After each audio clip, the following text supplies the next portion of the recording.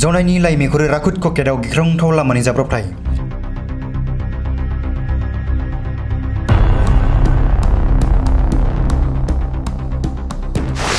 जायगायावनो सासे सुबुंनि जिउ खहा।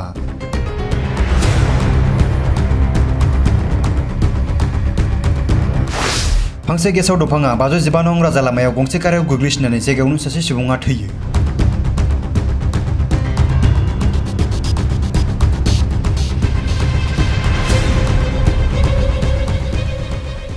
धेमाजि जिल्ला जनाय महकुमानि सिङाव थानाय लाइमेखुरै राखुद ककेट मुंनि जायगायाव लाइमेखुरैनिफ्राय बैकनटपुर फारसे थांबाय थानाय गंसे AS01AD650 नम्बरनि मारुति सुजुकी वेगन गारिया बे जाथायाव खहा जायो।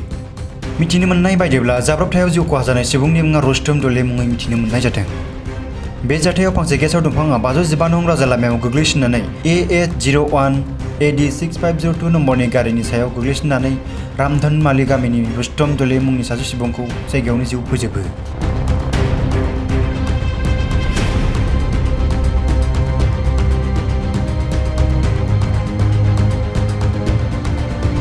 এই ব্যক্তিজনৰ নাম অৰিজিনেল নামটো ৰুস্তম দলে আৰু গাঁৱত ৰাজা দলে বুলি মাতে। কোনটো গাঁৱৰ আছিল?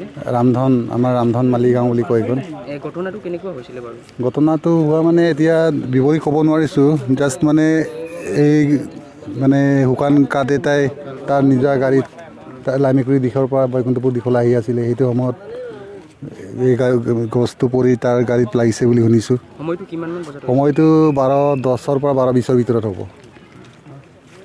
जगह तो इस तरह व्यवहार को राखुद कोके लाइमेकुरि राखुद कोके বুলি কয় কোন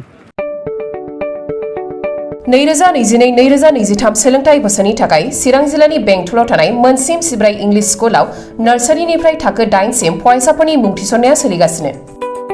बे फरायसालियाव हौवासा आरो हिनजावसाफोरनि आलादायै थानायनि राहानि थाखाय हस्टेलनि खाबु दङ।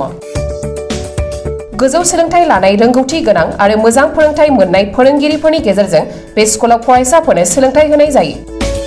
Computer and science laboratory, games and sports, physical education, smart class, art and music class, coaching आरो टिउसननि खाबुखौ बे स्कुलाव मोननो हागोन। गोग्गो आरो गुन गोनां सोलोंथाइ मोनहोनायनि थाखाय मोनसिम सिब्राय इंलिश स्कुलाव मुं थिसननायनि खाबुखौ लादो।